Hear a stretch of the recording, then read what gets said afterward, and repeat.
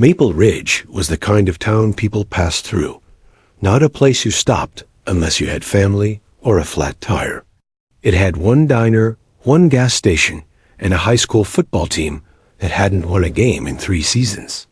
Life there moved. Slow, predictable, safe dot at the edge of town sat Carter's Auto. A squat, weather-beaten garage with a rusting tin roof and a faded hand-painted sign. That's where Hank Carter worked 6 days a week, same as he had for nearly 20 years. Locals knew him for his reliable hands, honest pricing, and the uncanny way he could tell what was wrong with an engine just by listening to it. Run-out Hank was in his late 50s, tall, quiet, and lean. He wore the same kind of clothes every day. Stained jeans, flannel shirt, and a grease-covered cap with the bill bent sharp. People didn't know much about his past, and no one really asked. He didn't talk much, and when he did, it was about pistons, carburetors, or the weather. What they didn't know was that Hank had once worked in a world where engines powered satellites, not sedans. He had been a rising star in a classified aerospace program 2 decades earlier, a name whispered in halls lined with security cameras and red warning lights. But after a tragic incident involving one of his experimental designs, Hank vanished, left the government, changed his name, moved off Grid.now to the people of Maple Ridge. He was just a guy who could fix a busted axle and didn't care for small talk. His life followed a simple rhythm. Wake up early, unlock the garage by 7 a.m., fix what was broken, eat a sandwich at the workbench, and head home before dark. Hank didn't own a TV. He didn't use the internet. And if someone mentioned politics or war, he'd just grunt and turn back to his work. But behind the clutter of that garage, underneath a rusted cabinet, and behind a false panel in the floor, sat something no one in town could have imagined. A steel hatch, sealed with a biometric lock, leading down to a bunker carved into the rock by Hank's own hands. He went down there only once every few months. Just to check. Just to make sure it was still stable. Down there, in the cool dark, sat a metal sphere the size of a basketball, humming softly with a faint bluish glow. Its surface was smooth, pulsing rhythmically like a heartbeat. The Ark. Core. He'd built it years ago with the intention of changing the world. Unlimited, portable, clean energy. The future of propulsion, even space travel. But the design had flaws, deadly ones. The last time it had been tested, it had torn apart a reinforced lab and killed his closest colleague. The program was buried, and Hank disappeared. He buried the prototype, burned his credentials, and started over. Most days, he convinced himself it had all been a dream, that he was just a mechanic in a quiet town, and the government had long forgotten he even existed. But some nights, especially when thunderstorms rolled in and the power flickered, he would go down into the bunker, stare at the glowing device, and remember what it had cost him. On one such night, a storm gathered overhead, lightning flashing, like camera bulbs across the hills. Hank sat in his workshop, sipping lukewarm coffee from a chipped mug, when he saw something strange. Headlights, 2 sets, coming up the dirt road from the highway. That road led only to his place. He stood up slowly, wiping his hands on a rag, heart already beating faster. That no one visited Hank uninvited, and no one in Maple Ridge drove black SUVs. The past, it seemed, was knocking hard. Asterisk. The black SUVs pulled up silently, their engines idling in the heavy air. Rain tapped against the hoods, lightning slicing through the dark clouds above. Hank stood in the doorway of his garage, arms crossed, jaw tight. The headlights shut off. For a moment, nothing moved. Then the doors opened. 3 men stepped out, each dressed in pressed black suits that looked wildly out of place on a muddy country road. Their shoes sank slightly into the dirt, but none of them seemed to notice or care.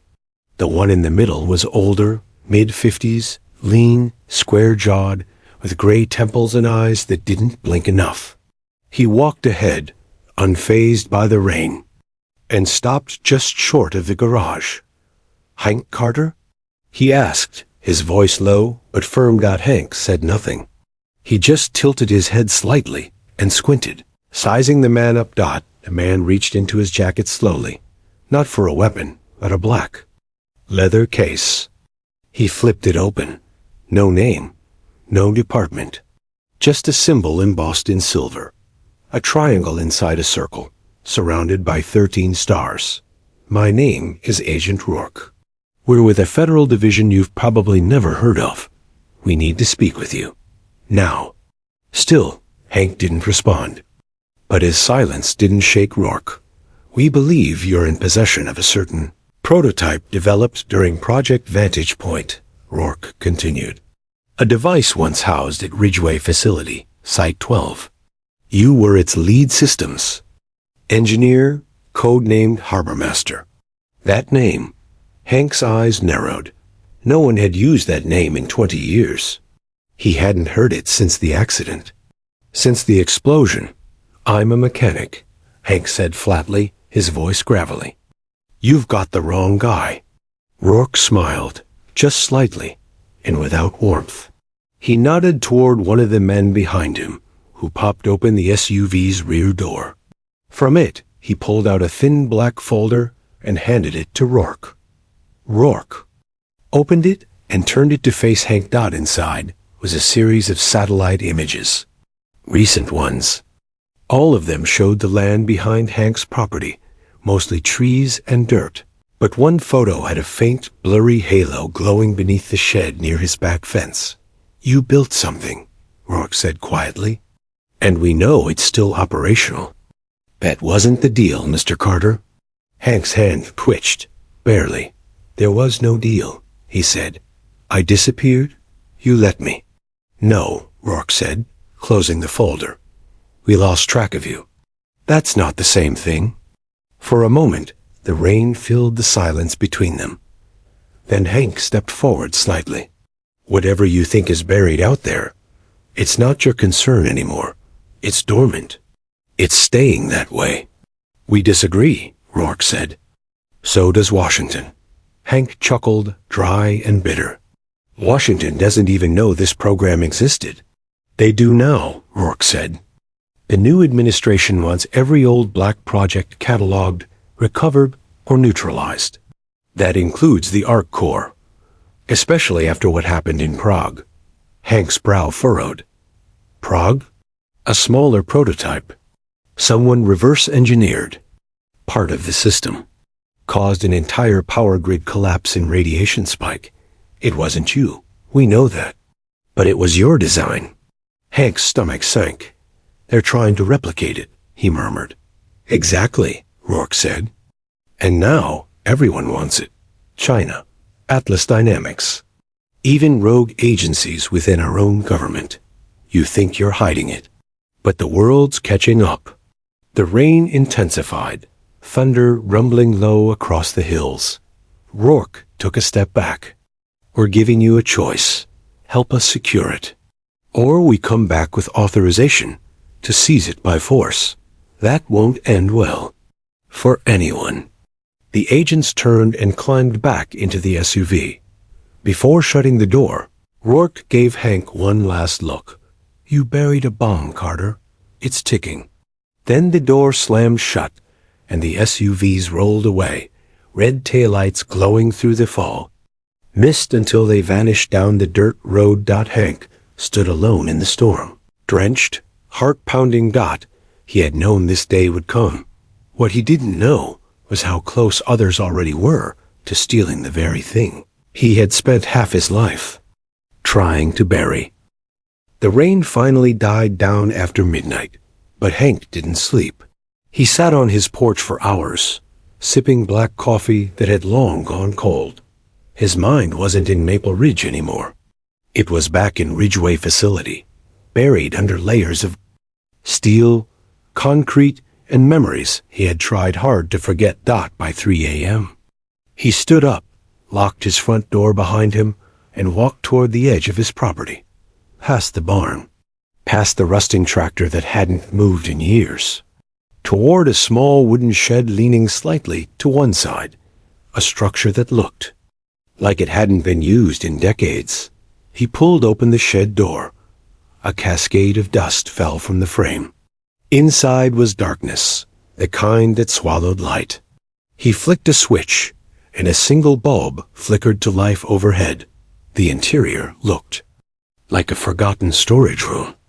Old shovels, cracked flower pots, boxes of frayed electrical cords, all carefully arranged to give the impression of abandonment. But Hank knew exactly where to step. He moved to the far corner, kicked aside a warped plywood board, and bent down. Beneath it lay a metal hatch with a biometric scanner built into the handle. He hesitated, then placed his thumb on the reader. A faint click echoed, followed by a soft mechanical whir. The hatch unlatched, and Hank lifted it with effort. Cold air rushed up from below, carrying the sterile smell of metal, dust, and old secrets. The stairs beneath led to a chamber carved deep into the rock. He descended slowly, boots clunking against steel grating, until he reached the bottom. The underground bunker was clean, unnaturally so. The walls were smooth concrete reinforced with steel. Rows of locked cabinets and sealed crates lined one side, all tagged with codes and warning labels from a program that officially didn't exist. But in the center of the room, bathed in the soft blue glow of an overhead lamp, was the object that had haunted him for years. The arc core, roughly the size of a basketball, it floated an inch above a platform of magnetized rings. Its surface was dark gray and seamless, except for faint circuit-like lines that pulsed with light. It was silent, but alive, a low, vibrating hum just at the edge of hearing. Always there. Always waiting. Hank approached it slowly, almost reverently. Still stable? He muttered, checking the monitor beside it. Power output was minimal. Radiation level safe. No external interference. But that image Rourke had shown him, the satellite scan, told a different story. Somehow, despite its containment, the arc core had emitted a heat signature strong enough to catch attention. And that meant one of two things. Either it was beginning to destabilize, or someone had tried to wake it up. Hank reached beneath the platform and opened a steel drawer. Inside was a set of schematics, yellowed, hand-drawn pages with notes written in his own handwriting. He hadn't looked at them in years. Not since the accident that ended the program. Project Vantage Point was meant to revolutionize clean energy. The arc core would power ships, cities, maybe even entire nations. But the core needed near-perfect balance. Even slight instability could cause cascading energy surges, uncontrolled plasma discharge, or worse. The final test had failed spectacularly. Eliza Monroe, the physicist who had co-designed the arc core, had died in that test. Or so he'd believed. But now, someone had replicated the core's energy signature in Prague. That wasn't random. That was engineered. And if someone had the design, someone also had the rest of the files. Hank turned toward the monitor and began typing in an old access code. He hadn't contacted the network in 20 years, but he'd built in a passive data feed, one that scanned for anomalies tied to the arc core's unique energy signature. He brought up the feed. 4 pings. 1 in Prague, 1 in Alaska, 1 in Tokyo, and 1 just 40 miles from Maple Ridge. Hank leaned back slowly. They weren't coming. They were already here. Asterisk. The next morning, Maple Ridge looked like its old self again. The sun had returned. Birds chirped lazily on fence posts, and the diner's windows glowed with the smell of coffee and bacon. But Hank Carter didn't see any of it. He stood behind the register at the garage, staring out the window, eyes distant. The previous night's discovery hadn't left his mind. 4 pings. 1 uncomfortably close. He had locked the bunker, triple-checked the biometric seals, and hidden the hatch again, but paranoia clung to him like grease under his fingernails. Just after noon, the bell over the garage door chimed. "Hey, Mr. Carter." Hank blinked. A familiar voice, light, fast, and way too cheerful for a Thursday. Sophie Jensen, 13 years old, wore aviator goggles on her head like she'd flown in from a comic book.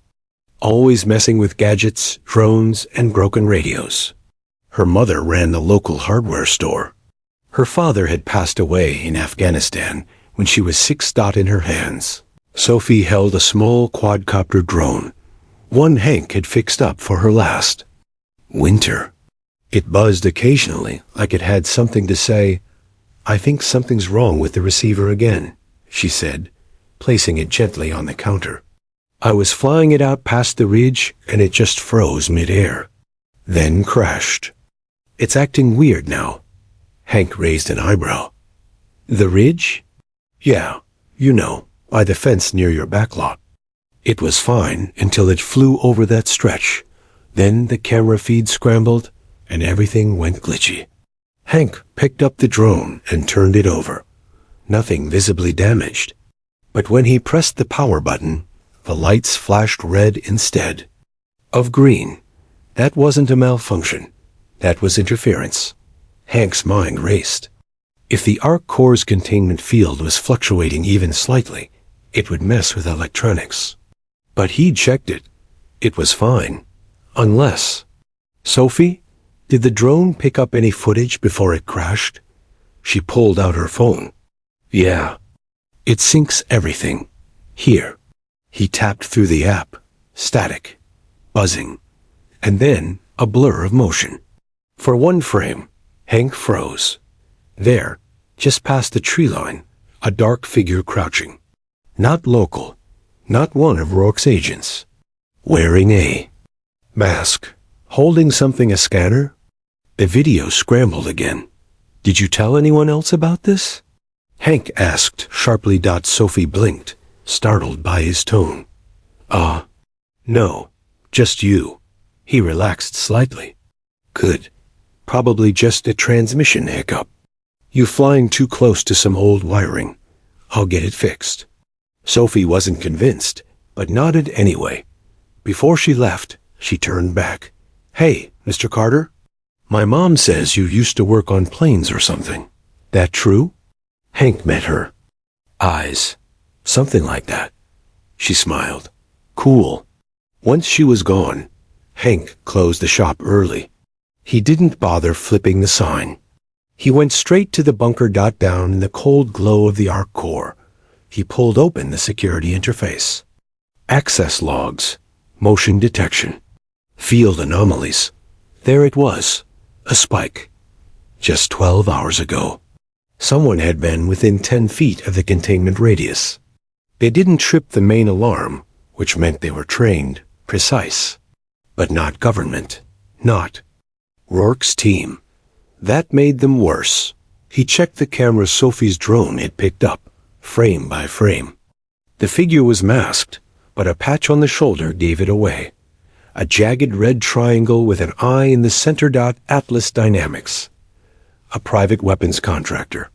A group that had been kicked out of government work for operating black labs in war zones. They had been trying to get their hands on energy-based weapons for years. And now they were here, in his town, on his land, and the Arc Corps had just sent out a flare for all the wrong people to see. Hank sat down hard. He couldn't protect this thing alone anymore, but trusting the government again? He'd rather be buried with it. That night, Hank loaded the back of his truck with gear he hadn't touched in 20 years. Most of it was camouflaged in toolboxes, disguised as parts and junk, but it was military grade. He still remembered how to pack it. His hands moved like they were running on muscle memory, not thought. He tossed in a drone jammer, a heat-dampening tarp, and 2 MP grenades packed in foam. Then he slipped on a vest that felt heavier than it used to, and loaded his old sidearm. A matte black cig he'd stashed inside a hollowed-out transmission case. By 10 p.m. He was in the truck, rolling down the dirt road toward the edge of his property. Toward the woods. Toward the coordinates where Sophie's drone had crashed. Dead Man's Hollow. Locals said it got its name from a logging accident in the 1800s. But Hank knew the place had an odd energy. Maybe that's why he'd picked it as part of the Ark. Core's buffer zone. That and the fact that nobody went there unless they had a reason to. And now someone did. He parked half a mile out and hiked the rest of the way in. No flashlight, just moonlight and silence. The deeper he went, the more his old instincts returned, scanning the tree line, listening for changes in wind or movement. When he reached the hollow, he found evidence immediately. Boot prints. Fresh. Too deep to be hikers. These were tactical, weighted with gear. He knelt beside a fallen log, pulled out a thermal scanner, and swept the hollow. There, on the edge of the ravine, two figures.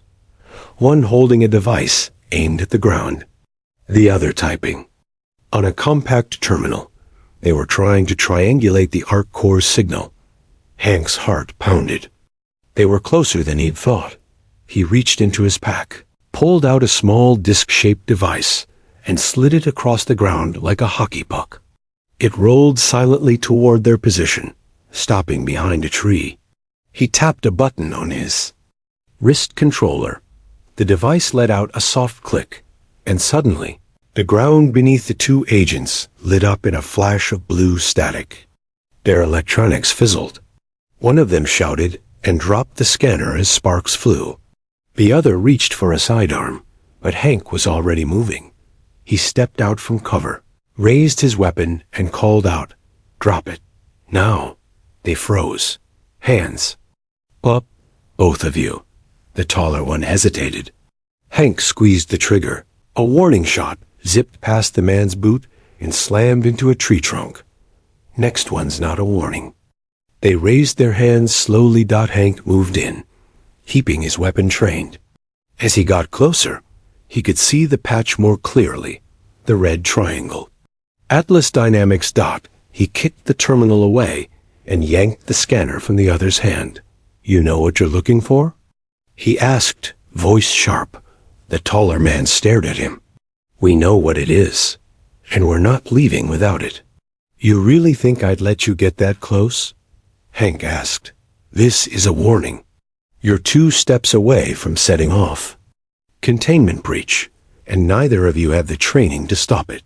We have engineers who, your engineers don't understand what they're dealing with. This isn't a prototype. It's a live core. A cascade failure would make Chernobyl look like a toaster fire." The man's jaw clenched. "Then why are you still hiding it?" Hank narrowed his eyes. "Because every side wants to turn it into a weapon. And as long as I breathe, that's not happening." He backed away, still holding his weapon steady. "I'll give you one chance," Hank said. "Leave. Tell your people they're being watched. Next time, I won't be this polite." He tossed a second jammer onto the ground, hit the trigger, and watched as their coms fried in a burst of blue light. Then he disappeared back into the trees. By the time they recovered, he was gone. Back in his truck, Hank sat in the dark, drenched in sweat. His pulse hadn't slowed. Not yet. They'd made their move. Now it was his turn. Hank didn't go home. Instead, he drove to the edge of town and parked near an old abandoned radio tower, a relic from the Cold War, rusting and forgotten, but still intact. Years ago, he had modified it to operate on a frequency outside standard military and civilian bands. It was his back door, a one-way line that reached only one person, General Lyle. Monroe. Retired, decorated, respected by every intelligence agency that mattered, and the last person who knew the full scope of Project Vantage Point. More importantly, Eliza Monroe's father. Hank climbed the narrow metal ladder to the control shack, flipped open a rusted panel, and powered up the transmitter. The analog dials came alive slowly, humming with static. Hank adjusted the frequency to a precise number burned into his memory. He cleared his throat. Gray Wolf calling Monarch. Repeat, Gray Wolf calling Monarch. Priority Echo 1. Respond if alive and still breathing. The silence dragged for almost a minute. Then, Gray Wolf, this is Monarch. I wondered when you'd finally come back from the dead. Hank let out a shaky breath. Sorry it took me so long. I figured you were either off the grid or 6 feet under. Which is it? I'm still here, barely, and the arc core is still intact, but we've got a problem. Atlas Dynamics made contact. They were on my land last night. There was a pause on the other end. Static buzzed. Say that again. Monroe's voice dropped to a growl. They found the energy signature. They're scanning for it in pulses. I stopped 2 operatives, but they won't be the last. Damn it, Monroe muttered. I told the Joint Command this would happen. They think they're chasing ghosts, but Atlas has better tech than we ever gave them credit for. There's more, Hank added. Someone else activated a subcore in Prague. 4 pings on my scan. One of them is just 40 miles from here. That means either Atlas has more of our designs, or there's a leak inside your old team. Another pause. Then Monroe sighed. You always were the paranoid one, Hank. But this time, I think you're right. We had a leak back in 2005, just before. The program was shut down. We never found out who it was. Now I'm guessing they resurfaced. And they're feeding Atlas our old blueprints. Then we're on a clock, Hank said. Once they stabilize the core or figure out the containment algorithm, it's game over. You still have the original fail-safes? Monroe asked. Yes, hidden in 2 separate places. They don't know about either. But if they get close to the arc core, I may need to initiate total collapse. Ng's voice sharpened.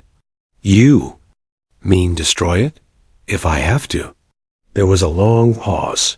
You'll need backup, Monroe said at last. I still have access to 1 rapid response unit, Ghost Team 9. I'll call them in, but it'll take 36 hours to get them off the books and into the field. Too long, Hank replied. They'll make another move before then. They're too close. I'll send you a data drop.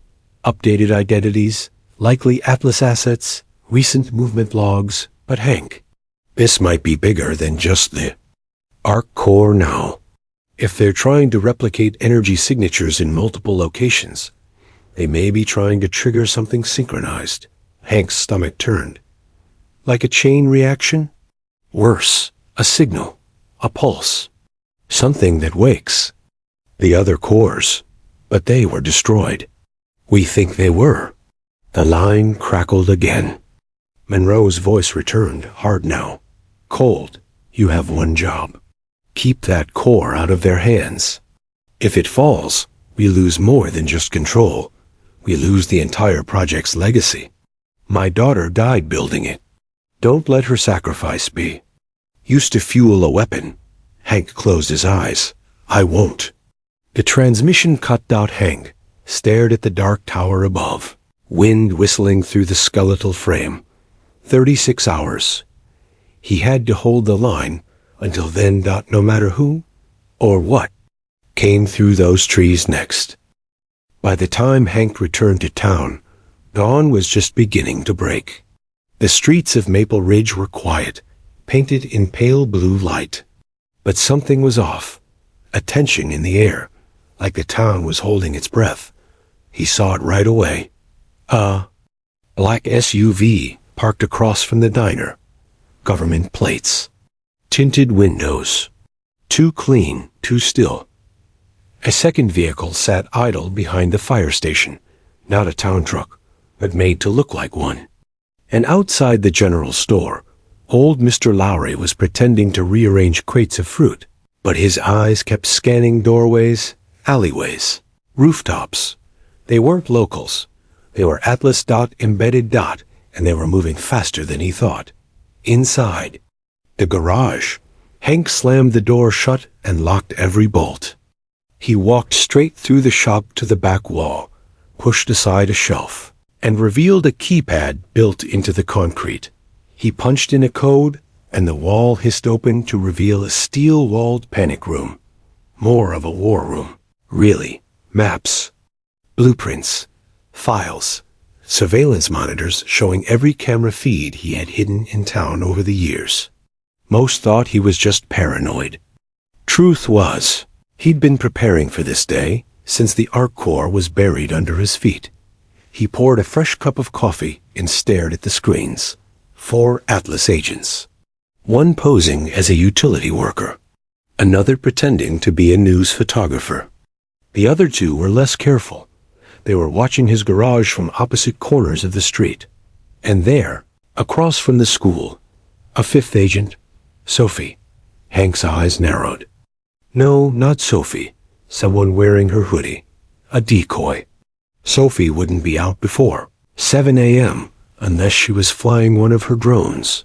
He clicked a side monitor and accessed a live drone feed he'd set up the night before. His own drone was circling 2 miles outside town, scanning for heat signatures. It pinged. A group. 5 heat signatures. Armed. Hiking through the woods toward the Arc Core's location. Too far for a quick response. Too close to ignore. Hank took a deep breath. He left to stop them. The town agents might break into the bunker from the surface. If he stayed to defend it, the ones in the woods could force a breach. He needed help, and he knew exactly where to find it. 10 minutes later, Hank pulled up behind the Jensen hardware store. The back door was unlocked. Sophie's mom was already stacking boxes.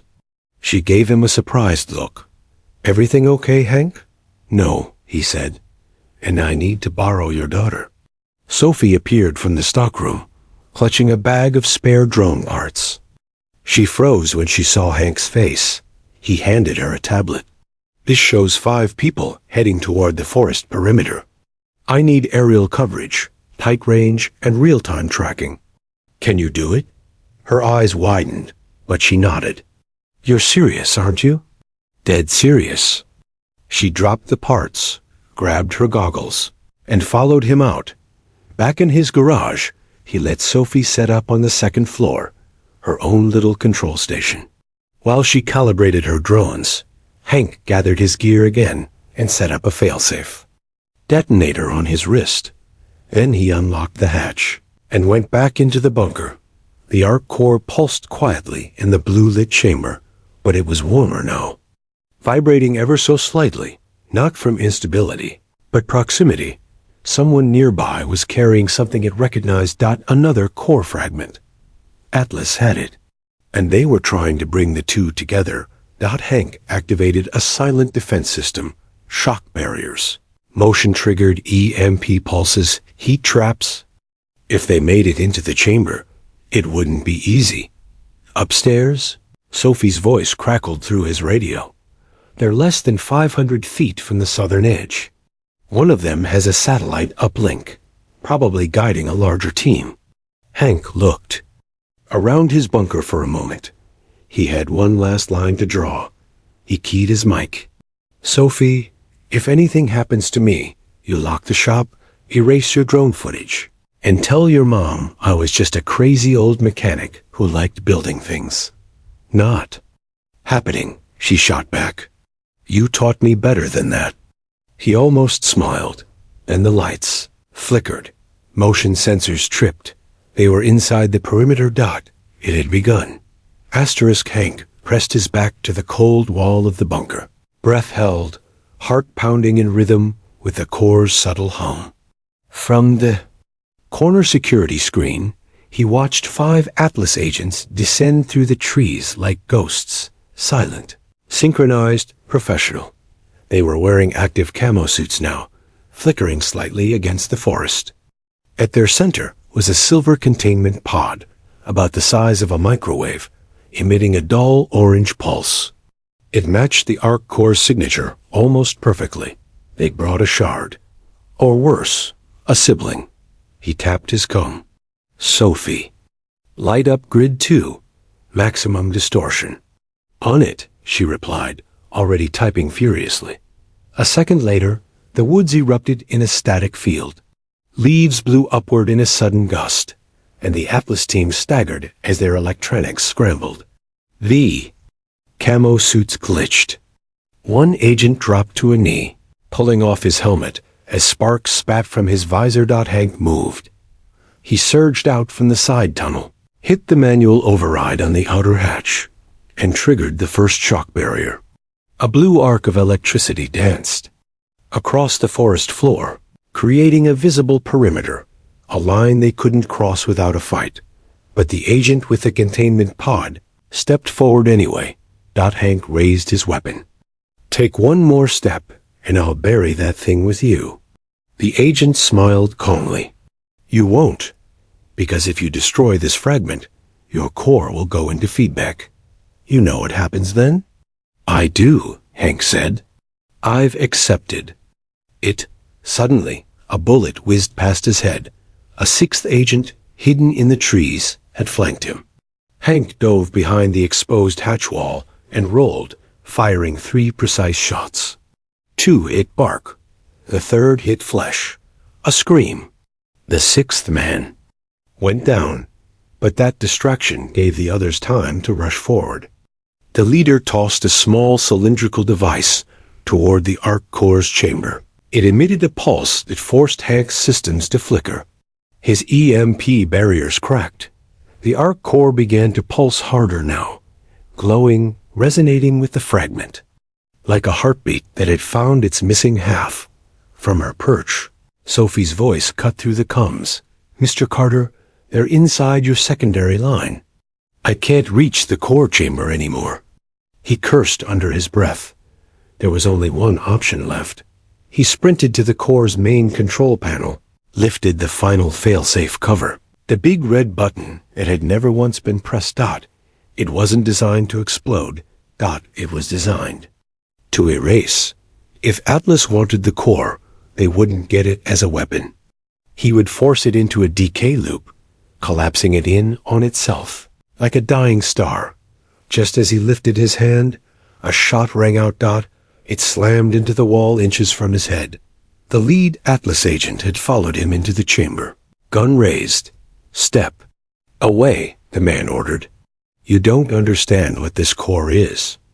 We're not just weaponizing it. We're rebuilding what you failed to finish. Hank stared at him, eyes narrow. What I failed to finish? Your wife's work. Your daughter's legacy. You turned your back on it, but we didn't. Hank's hand trembled slightly. How do you know about Eliza? Because she helped design the shard we carry. Before she died, she encoded a trigger in it, a link meant to complete the full energy chain. You're holding half of what she started. That stopped Hank cold. He stared at the core, then at the pulsing shard in the agent's case. Could it be true? Was this part of Eliza's work?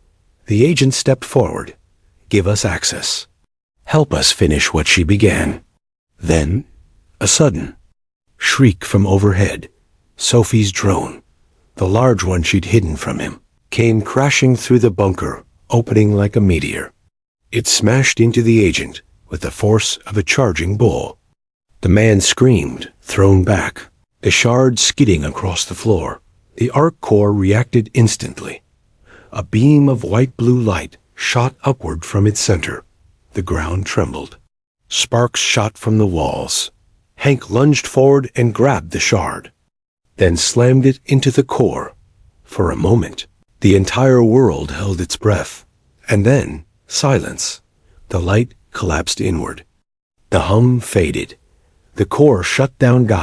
And stayed down. No explosion. No energy spike. Just a single pulsing tone. And stillness. The containment protocols had accepted the shard. Not as a weapon. As a key. Outside, the agents who remained had scattered. The drones were already uploading their identities to Monroe's private servers. Ghost Team 9 would be there by morning, Dot back inside the garage. Sophie was waiting for him. "You okay?" she asked. Breathless Hank gave a tired smile. "Yeah, I think. We just finished what Eliza started." Sophie grinned. "Told you. You're not just a mechanic." He looked out toward the woods. "No," he said. "But maybe that's all. I want to be." And with the core quiet at last, maybe he finally could. The end.